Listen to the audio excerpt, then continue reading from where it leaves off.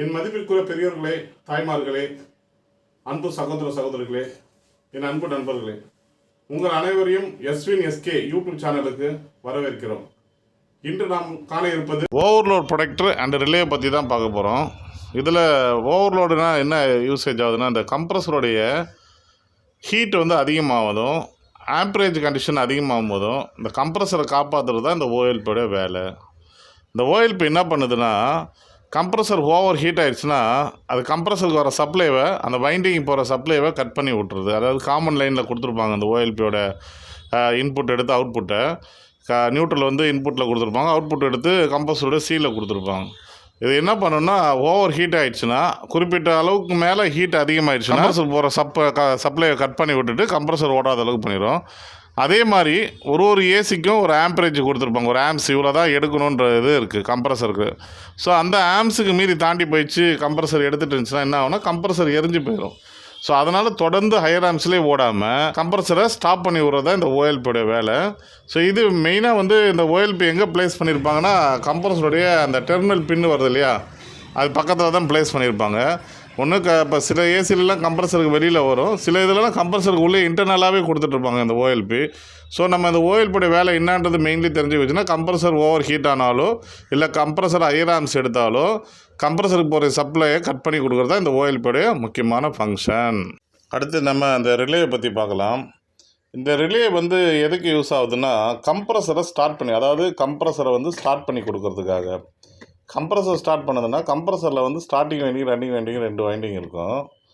அதில் starting winding தான் கம்ப்ரஸரை புஷ் பண்ணி ஸ்டார்ட் பண்ணி ஃபஸ்ட்டு ரன் ஆக தொடங்கும். அதுக்கப்புறம் தான் ரன்னிங் வைண்டிங்கில் கம்ப்ரஸர் கண்டினியூவாக ஓடிட்டுருக்கும்.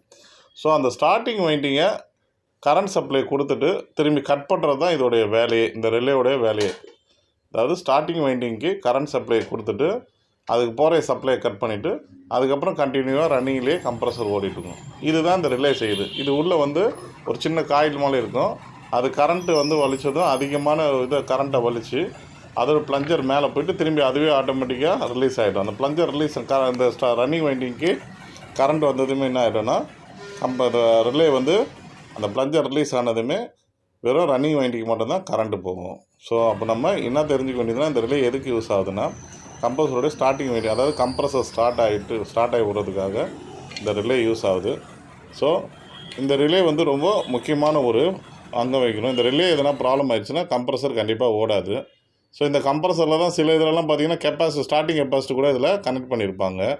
ஸோ அதனால் இந்த ரிலே சரி இல்லைன்னா கண்டிப்பாக கம்ப்ரஸர் ஓடாது. ஸோ இந்த ரிலே எதுக்கு வரும்னா, பழைய மாடல்லாம் இப்போ ஏசிக்கெலாம் வந்துட்டு இருந்துச்சு, இப்போ ஏசிக்கெலாம் ரிலே வரதில்லை.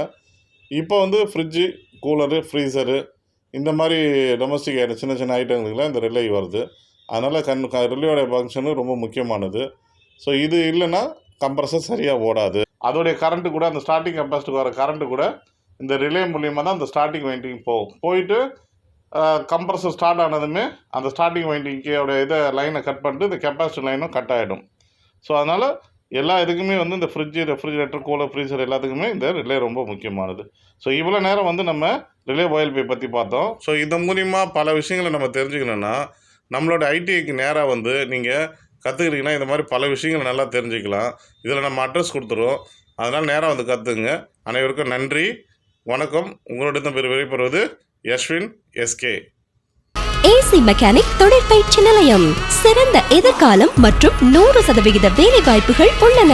ஏர் கண்டிஷனர் துறையில் குறைந்த கால ஏசி மெக்கானிக் வல்லுநர் பயிற்சி, குறைந்த கட்டணம், சிறந்த பயிற்சி, நேரடி செயல்முறை பயிற்சி, வயது வரம்பு இல்லை. கல்வி தகுதி 8ஆம் வகுப்பு மற்றும் அதற்கு மேல், பகுதி நேரம் மற்றும் வார இறுதி வகுப்பு.